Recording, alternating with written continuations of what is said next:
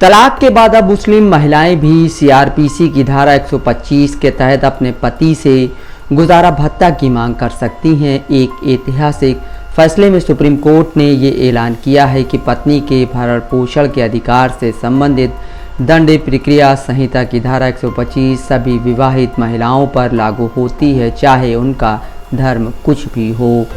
Supreme court के इस फैसले में साफ तौर पर कहा गया है कि मुस्लिम महिलाएं भी तलाक के बाद भरण पोषण मांगने के लिए इस प्रावधान का सहारा ले सकती हैं।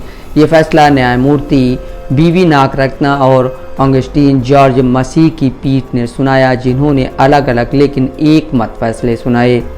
सुप्रीम कोर्ट के फैसले पर अलग अलग संगठनों ने अपनी प्रतिक्रिया जाहिर की है। सूफी खानका एसोसिएशन ने इस फैसले को ऐतिहासिक करार देते हुए इसका स्वागत किया है।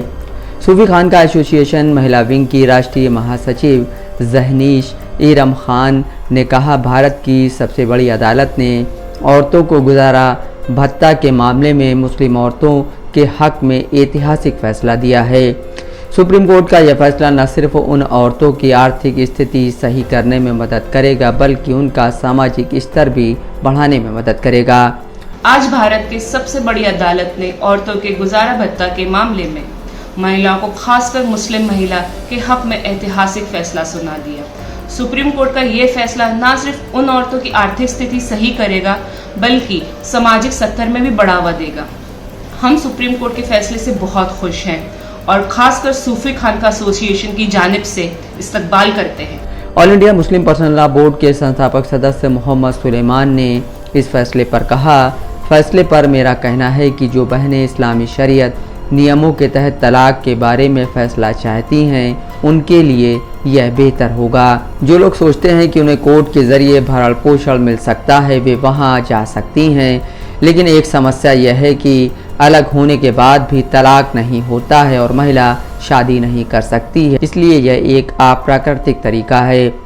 कानूनी मामलों की जानकार न्यूज़ वेबसाइट लाइव लॉ की रिपोर्ट के मुताबिक न्यायमूर्ति बीवी नागरत्ना और ऑगस्टीन जॉर्ज मसीह की पीठ ने धारा 125 सीआरपीसी के तहत अपनी तलाकशुदा पत्नी को अंतरिम भरण पोषण देने के निर्देश के खिलाफ एक मुस्लिम व्यक्ति की याचिका को खारिज कर दिया।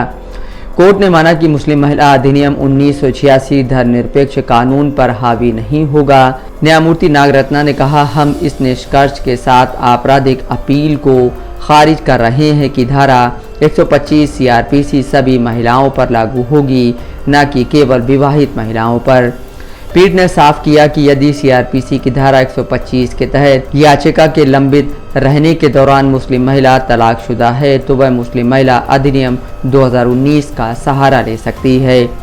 ये मामला तब सामने आया जब एक मुस्लिम व्यक्ति ने तेलंगाना हाई कोर्ट के उस आदेश को चुनौती दी जिसमें उसे अपनी पूर्व पत्नी को अंतरिम भरण पोषण के रूप में 10,000 रुपये देने का निर्देश दिया गया था। याचिकाकर्ता के वकील ने तर्क दिया कि मुस्लिम महिला तलाक पर अधिकारों का संरक्षण अधिनियम 1986 तलाकशुदा मुस्लिम महिला को धारा 125 सीआरपीसी के तहत लाभ का दावा करने से रोकता है। हालांकि सुप्रीम कोर्ट की पीठ ने इस तर्क को खारिज कर दिया और सामान्य कानून के तहत मुस्लिम महिला के भरण पोषण मांगने के अधिकार को बरकरार रखा। अपने फैसले में सुप्रीम कोर्ट ने कहा कि भरण पोषण दान का मामला नहीं है, बल्कि विवाहित महिलाओं का मौलिक अधिकार है। अदालत ने कहा कि यह अधिकार धार्मिक सीमाओं से परे है, जो सभी विवाहित महिलाओं के लिए लैंगिक समानता और वित्तीय सुरक्षा के सिद्धांत को मजबूत करता है। सुप्रीम कोर्ट ने इस बात पर जोर दिया कि भारतीय पुरुषों के लिए समय आ गया है कि वे परिवार के लिए गृहिणियों द्वारा की जाने वाली अपरिहार्य भूमिका और त्याग को पहचाने।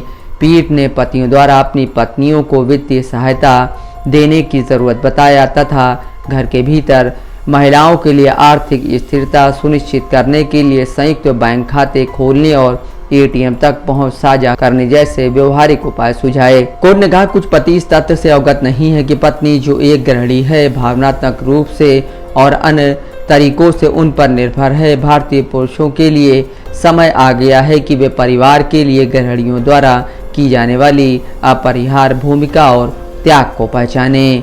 नफीस अहमद, दस्तक लाइव न्यूज़।